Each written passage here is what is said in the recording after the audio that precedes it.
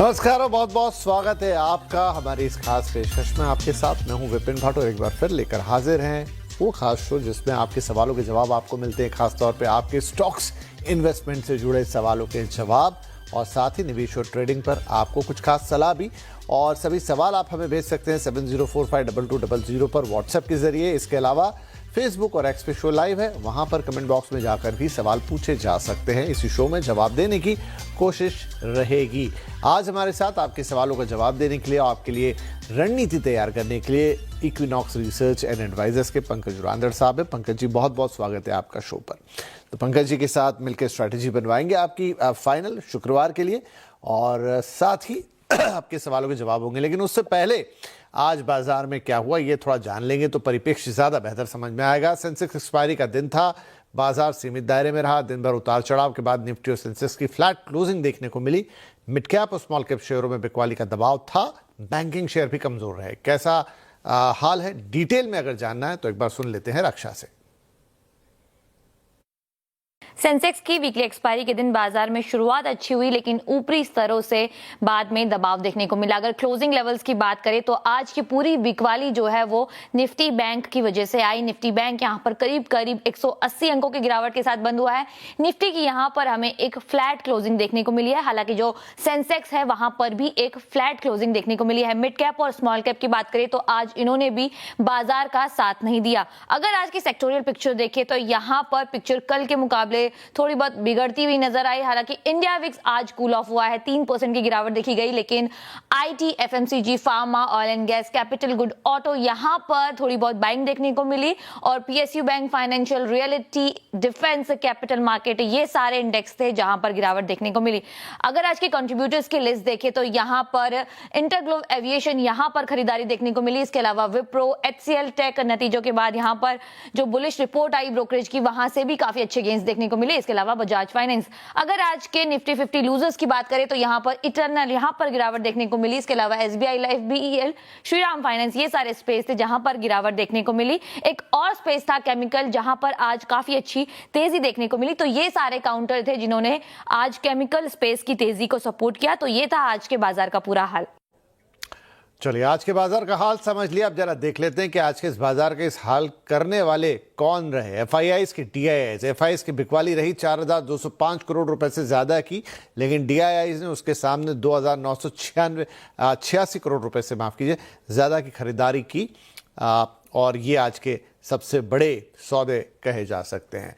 चलिए, तो अब आज तो जो हो गया सो हो गया, लेकिन शुक्रवार कैसा रहेगा? पंकज उरांदर जी हमारे साथ हैं, उनसे जानेंगे। तो सर, क्या उम्मीद की जा सकती है, हफ्ते क्लोजिंग कैसी रहने वाली है? जी, good evening, good evening to all the viewers. Vipin ji, sorry sir, देखिए, जहां तक हम लोग निफ्टी की बात कर रहे हैं, निफ्टी के अंदर जो लेवल्स बन रही हैं यहाँ पर, एक वीकली कैंडल अगर हम लोग 8 तारीख का अगर देख रहे हैं तो मुझे लग रहा है कि 24,330 की जो लेवल है वो काफी क्रूशियल रहेगी ऊपरी लेवल पर। और लोअर लेवल पर मुझे लगता है कि 23,800 की लेवल ये काफी क्रूशियल है। तो ये एक सपोर्ट और रेजिस्टेंस बन के रहेगा। ओके, और बैंक निफ्टी के लिए क्या आउटलुक रहेगा सर? जी, बैंक निफ्टी के अंदर भी मोर और लेस पिक्चर अभी वैसी ही है, क्योंकि 4-5 दिन पहले जिस तरीके से गिरावट यहाँ पर देखने मिली, उसी रेंज के अंदर एक मार्केट के अंदर जो है वो मूव्स यहाँ पर देखने मिल रहे हैं। 57,600 की जो रेंज है वो काफी इंपॉर्टेंट रहेगी, वो एक अच्छा सपोर्ट रहेगा ऊपरी लेवल पर। जब तक काउंटर के अंदर 58,400 की रेंज क्रॉस नहीं करेगा तब तक तेजी का रुझान लेना थोड़ा मुश्किल लग रहा है। लेकिन मार्केट जो है साइडवेज पॉजिटिव नजर आ रहा है।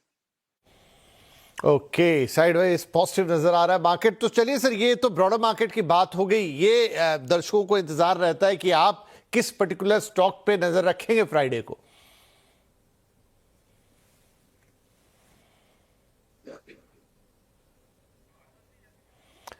पंकज जी, आप सुन पा रहे हैं मुझे? जी जी जी, हाँ, मैं कह रहा था कि ब्रॉडर मार्केट हमने समझ लिया, लेकिन कौन सा पर्टिकुलर स्टॉक है जिस पे आपकी नजर रहने वाली है? जी देखिए, बजाज ऑटो के फ्यूचर्स में विपिन जी नजरें हैं। जिस तरीके से मार्केट के अंदर मूव्स है, मुझे लग रहा है कि ऑटो जो है वो सेक्टर अभी आने वाले सप्ताह में जो है वो परफॉर्म कर सकता है। इस हिसाब से मुझे लग रहा है कि बजाज ऑटो एक स्ट्रॉन्ग कंटेंडर है। बजाज ऑटो के फ्यूचर्स में 10,370 की रेंज में इसमें खरीदारी की सलाह रहेगी।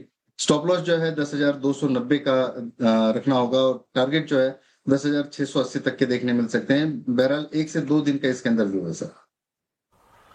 चलिए, तो यहां पर बजाज ऑटो फ्यूचर्स खरीदारी की सलाह है। 10,680 के टारगेट होंगे, 10,290 का स्टॉप लॉस यहां लगेगा। नोट कर लीजिए, आपके भी ये काम आ सकता है। चलिए, अब शुरुआत कर देते हैं सवाल जवाब के सिलसिले की। पहले कॉलर नंबर 1 पे है सचिन पाठक महाराष्ट्र से। सचिन जी, स्वागत आपका, बताइए क्या सवाल है।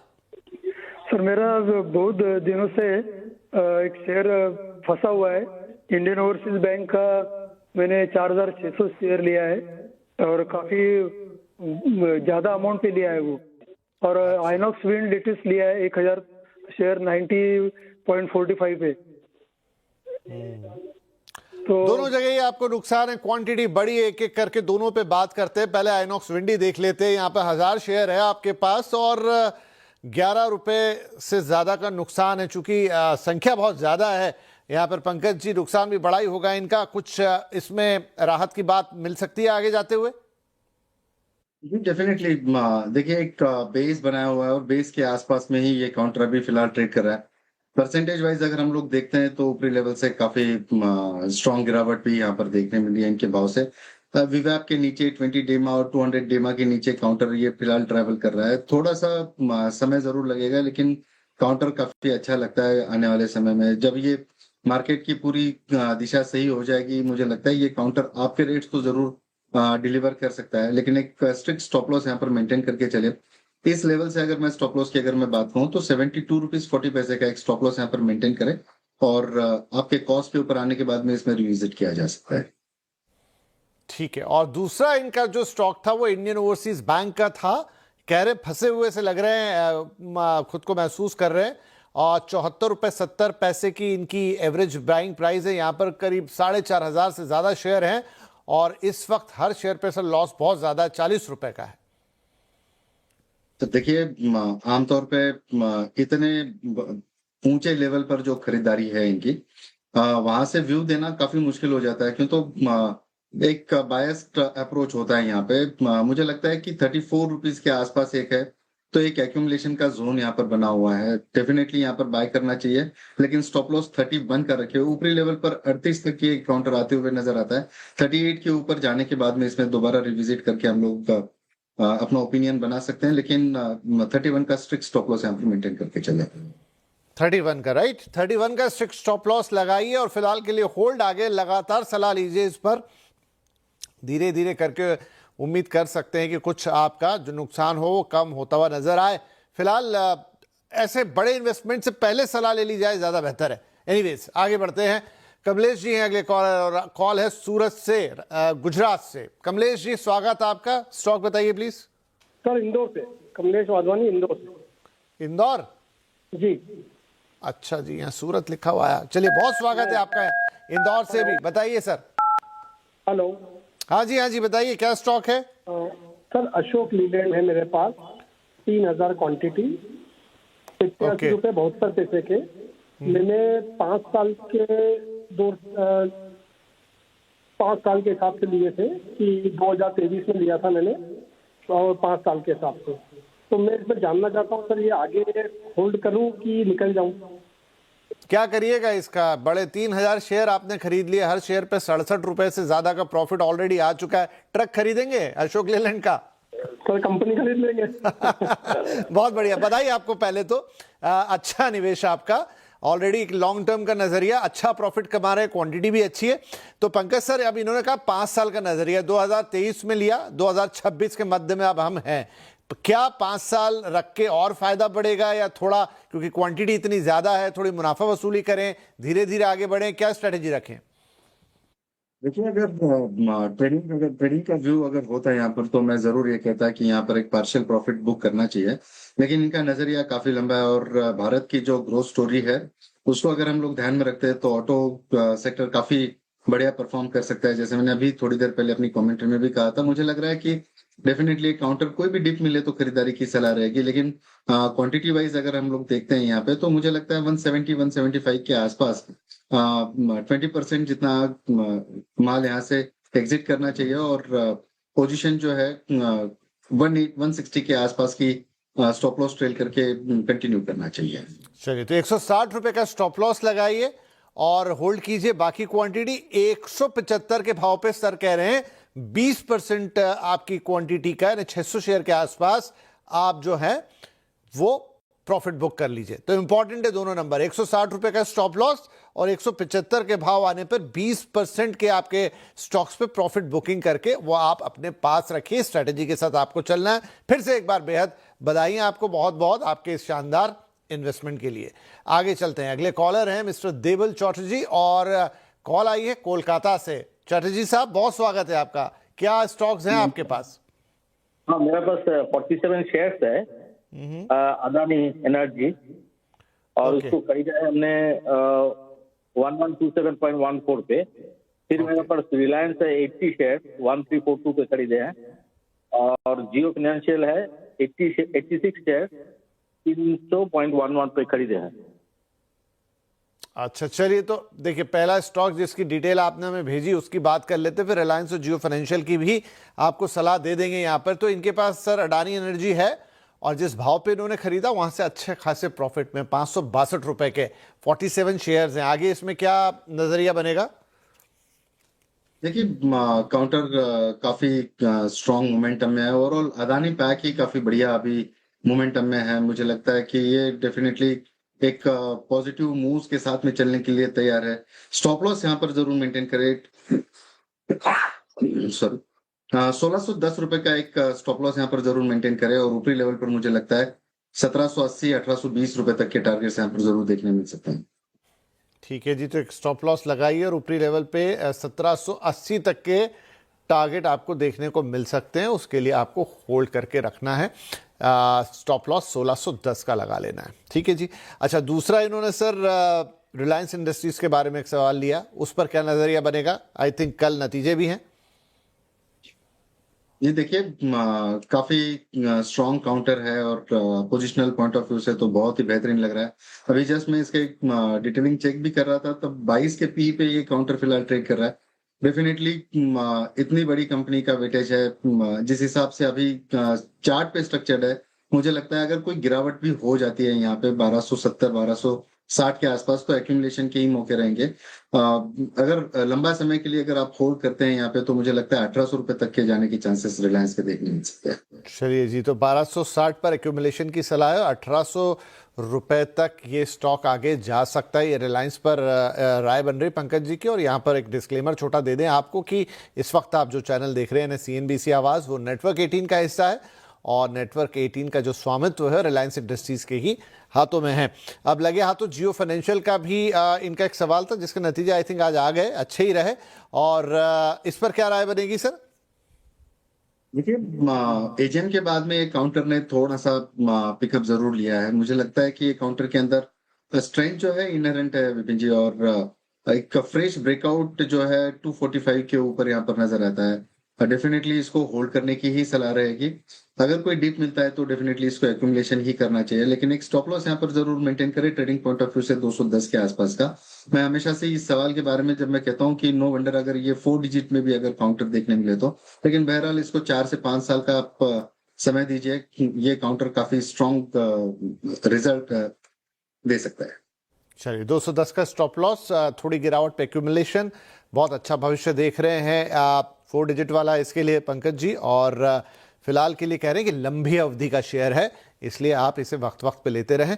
अभी के लिए 210 रुपए का स्टॉप लॉस लगा के होल्ड करने की सलाह। और साथ में डिस्क्लेमर भी फिर से दे दें आपको कि इस वक्त आप जो चैनल देख रहे हैं CNBC आवाज़, वो नेटवर्क 18 का हिस्सा है, जिसका स्वामित्व प्रबंधन रिलायंस इंडस्ट्रीज के हाथों में है। जियो फाइनेंशियल भी उन्हीं की कंपनी है।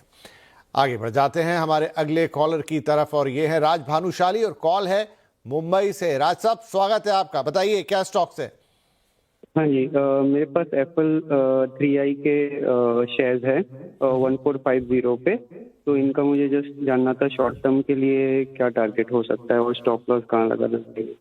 राइट, एप्पल 3, अच्छा शॉर्ट टर्म के लिए जानना चाह रहे हैं आप? हाँ जी।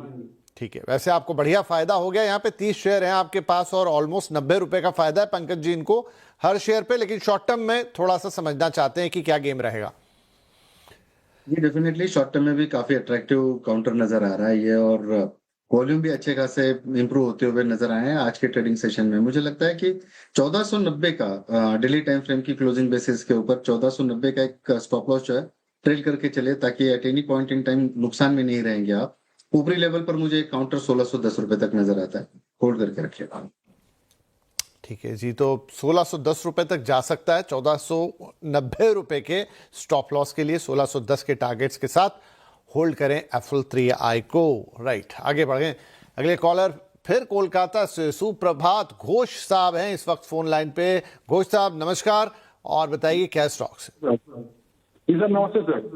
मेरे पास सर बीईएल है, भारत इलेक्ट्रॉनिक्स का शेयर है आपका, 23 शेयर है, 421.45। कितना बोले? 10 23। ओके ओके, ठीक है ठीक है खरीद आपका 421.45। ठीक है जी। और आपका और है सर एक्साइड इंडिया 22 से आप 426.44। मतलब मेरा दोनों लिया हुआ है आपका स्विंग के दिन के ही लिए। तो मेरा एक्चुअली जानना है बीईएल जब से मैं खरीदे हैं उसको कभी, मतलब जब से खरीदा वो डाउन ही जा रहा है, ऊपर नहीं जा रहा है। तो मिनिमम 1% प्रॉफिट आने से निकल जाऊंगा मैं, उससे ज्यादा चाहिए नहीं। तो ये कब तक आ सकते हैं? 1 महीना 2 महीना कब तक आ सकता है? ठीक है जी, पीड़ा मैं समझ सकता हूँ आपकी। कोई शेयर खरीदें और फिर उसमें कभी हरा रंग ही ना दिखे, नीचे ही नीचे जाए तो थोड़ी बेचैनी होती है। अब पंकज जी ये कह रहे हैं कि 1% भी ऊपर जाएगा तो ये तो निकल जाना चाहते हैं। तो पहले बीएल की बात कर लेते हैं। नुकसान है इनको हर शेयर पे 14 रुपए का। कोई उम्मीद की थोड़ी बहुत इसमें रिवर्सल देखने को मिलेगा? देखिए सर, बीईएल एक काफी स्ट्रॉन्ग काउंटर है, अपने पोर्टफोलियो में एक जरूर इसको रखना ही चाहिए। लेकिन इनके पास में अगर समय कम है तो एक स्विंग जरूर यहाँ पर देखने मिल सकता है। मुझे लगता है कि 395 के आसपास अगर एक काउंटर मिलता है तो थोड़ा सा ऐड करना चाहिए 388 के स्टॉप लॉस के साथ में। ऊपरी लेवल पर 425-440 रुपए तक का टारगेट इसके अंदर नजर आता है। मुझे लगता है कि ये पोजिशनल पॉइंट ऑफ व्यू से काफी स्ट्रॉन्ग काउंटर है। ठीक है, तो होल्ड करिए। फिर देखिए 425 जाएगा तो आप जो कह रहे हैं थोड़ी बहुत रिकवरी वहां पर आपकी लॉस की होती हुई नजर आएगी। आपने 421 में खरीदा है तो डेफिनेटली 1% तो नहीं, लेकिन आपके भाव से ऊपर चला जाएगा। दूसरा आपका जो शेयर था एक्साइड इंडिया, वहां पर क्या स्थिति है? वहां पे भी लॉस है 5 रुपए से ज्यादा का। 22 शेयर है इनके पास पंकज जी। एक्साइड में कोई उम्मीद? जी डेफिनेटली, हालांकि 1% जितना ही गिरा है, कोई बड़ी गिरावट इसके अंदर देखने नहीं मिल रही। मुझे लगता है ये काउंटर के अंदर एक स्ट्रेंथ है, लेकिन जो फ्रेश ब्रेकआउट यहाँ पर नजर आता है 431 के ऊपर, मुझे लगता है ये काउंटर काफी स्ट्रॉन्ग एंटिसिपेट कर सकता है। अगर ये 431 की लेवल अगर क्रॉस कर देगा तो 450 रुपए तक के इमीडिएट टारगेट यहाँ पर नजर आते हैं। अगर आपको स्टॉप लॉस अगर मेंटेन करना है इसका शॉर्टर टाइम फ्रेम पे तो 415 का मेंटेन करके चले। ठीक है जी, तो एक्साइड में 415 रुपए का स्टॉप लॉस लगाएं, होल्ड करें फिलहाल।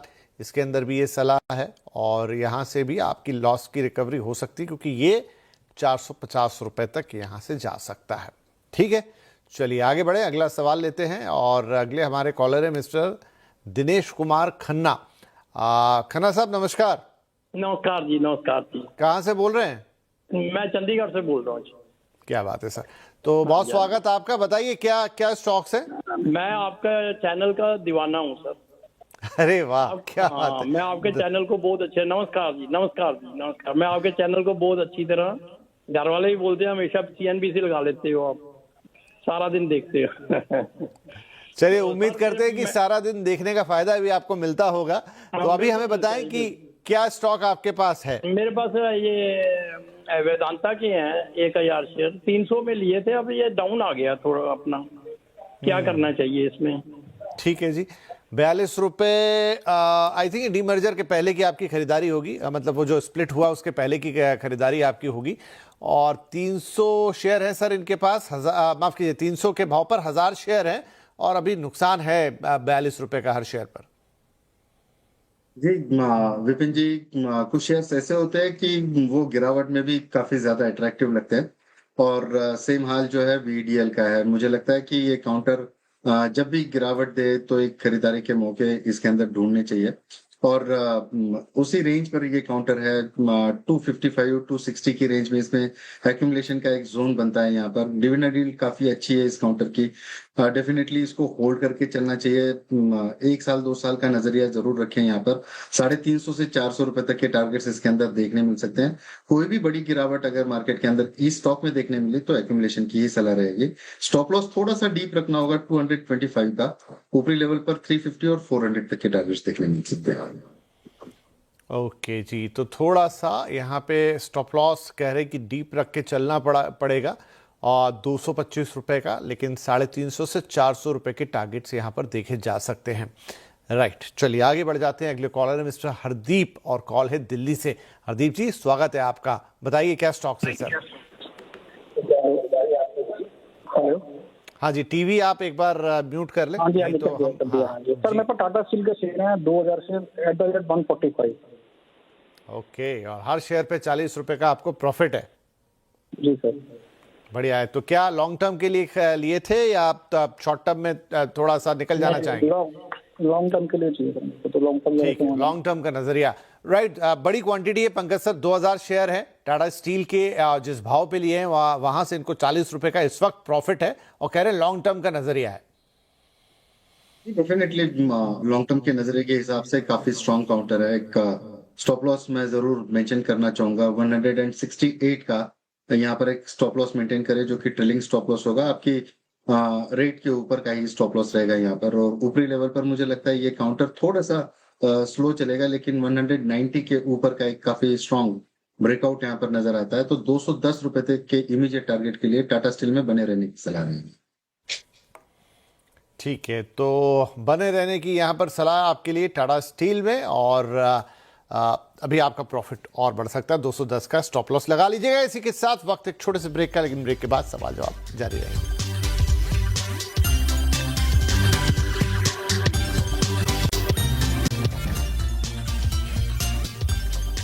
Welcome back. आप देख रहे हैं हमारी खास पेशकश, जहां पर हम दे रहे हैं आपके सवालों के जवाब और पंकज जी हमारे साथ बने हुए हैं। तो चलिए इस सिलसिले को आगे बढ़ा देते हैं। तुरंत अगले कॉलर मिस्टर समर कुमार फतेहाबाद से। समर जी, स्वागत आपका। सवाल बताइए। हेलो, सुन पा रहे हैं समर जी? हाँ जी सर। हाँ बताइए। 1500 की क्वांटिटी के साथ बजाज हाउसिंग फाइनेंस है 158 की एवरेज पे। ओके, 1500 क्वांटिटी अपडेट कर दी जाए। 158 का भाव है बजाज फाइनेंस। तो थोड़ा लॉस है यहाँ तो इस वक्त आपको 71 रुपए के आसपास का। देखते हैं कि क्या कब तक कवर होने के चांसेस है। पंकज जी, क्या करना चाहिए? देखिए, काफी सुर्खियों में रहा हुआ काउंटर है। जिस हिसाब से आईपीओ आया और जिस उम्मीद से आया था, मार्केट में बहुत डिसअपॉइंटिंग परफॉर्मेंस रहा हुआ है इसका। मुझे लगता है कि ये काउंटर के अंदर स्ट्रेंथ बिल्कुल भी नजर नहीं आती है। अगर ये counter at any point in time 81 की लेवल अगर डेली टाइम फ्रेम के ऊपर तोड़ देगा तो एक 74-70 तक के लेवल्स जो है यहाँ पर छूने की क्षमता रखता है। कोई भी रेट अगर ऊपर मिलता है यहाँ पर 95 से लेकर 100 की रेंज में, तो एग्जिट करने की सलाह रहेगी। Sell on rise. Sell on rise की सलाह यहाँ पे 95 से 100 के बीच में जो भी आपको मिल जाए वहां पर सेल ऑन राइस निकल जाइए इस काउंटर से। ये आपको सलाह है समर साहब बजाज हाउसिंग फाइनेंस में। अब एक एसएमएस है हमारे पास और ये है अंकित साहब का। आपने पूछा है मारुति सुजुकी पर सवाल। 75 शेयर हैं आपके पास 8,765 के भाव पर। और क्या बात है सर, हर शेयर पर 5,000 रुपए से ज़्यादा की इन्हें प्रॉफिट हो रही है। फ़ोन लाइन पे होते और बातचीत करके आनंद आता, लेकिन चलिए एसएमएस ही सही। क्या करना चाहिए अंकित जी को? सबसे पहले तो इनको बधाई हो। और काफी स्ट्रॉन्ग काउंटर है। ऑटो के अंदर एक डोमिनेंट नाम है मारुति का। और जिस हिसाब से chart structure daily time frame के ऊपर प्लेस्ड है, एक रिट्रेसमेंट की बाद में एक बहुत ही स्ट्रॉन्ग रेजिलियंस कल के और आज के सत्र के अंदर देखने मिला है। ऊपरी लेवल पर ट्रेडिंग पॉइंट ऑफ व्यू से अगर मैं कहूं तो 14,250 से लेकर 14,500 रुपए तक के टारगेट देखने मिल सकते हैं। और अगर ये इनका अवधि अगर लंबे अवधि के लिए अगर ये निवेशित है तो मुझे लगता है ये काउंटर 16,000 रुपए तक की स्ट्रेंथ दिखाने में सक्षम है। क्या बात है। तो आगे यहाँ पर पांचों उंगलियां घी में और सर कढ़ाई में 16,000 तक के काउंटर जा सकता है। समर साहब, बात तो नहीं हुई आपसे, लेकिन बहुत बहुत बधाई आपको। चलिए आगे बढ़े। हमारे अगले कॉलर हैं मिस्टर रवि गर्ग, और अच्छा इनका भी एसएमएस है और नोएडा से भेजा है जनाब ने आईटीसी के 500 शेयर @200, जिनके भी एसएमएस आ रहे हैं वो सब फायदे वाले हैं और ऑलमोस्ट सर 80 रुपए का इन्हें प्रॉफिट हो रहा है। क्वांटिटी अच्छी है आईटीसी में, क्या सलाह होगी आगे? Sir definitely stop loss trail करने की सलाह रहेगी। 255 का एक स्टॉप लॉस जो है बहुत स्ट्रिक्टली मेंटेन करके चलना चाहिए, और काउंटर के अंदर स्ट्रेंथ जो है वो 295 और 310 रुपए तक की देखने मिल सकती है। ये व्यू जो है शॉर्ट टर्म के लिए रहेगा यहाँ पर, तो डेफिनेटली अभी तो फिलहाल होल्ड करने की सलाह रहेगी। चलिए जी, तो होल्ड करने की सलाह है। आईटीसी में भी स्टॉप लॉस 255 रुपए का, टारगेट 310 रुपए के लिए होल्ड करके चलिएगा। और इसी के साथ मुझे घड़ी बता रही है कि आज के लिए समय हो रहा है समाप्त। तो यहाँ पर पंकज जी ने आपके सवालों के जवाब दे दिए और कल स्ट्रेटेजी भी फ्राइडे के लिए तैयार हो गई। सर बहुत बहुत धन्यवाद, आपने वक्त निकाला और हमारे दर्शकों के सवालों के जवाब दिए। और सभी दर्शकों से भी फिलहाल के लिए नमस्कार और शुभकामनाएं। शुक्रवार को एक शानदार और बढ़िया फायदे वाला ट्रेड कीजिएगा। नमस्कार।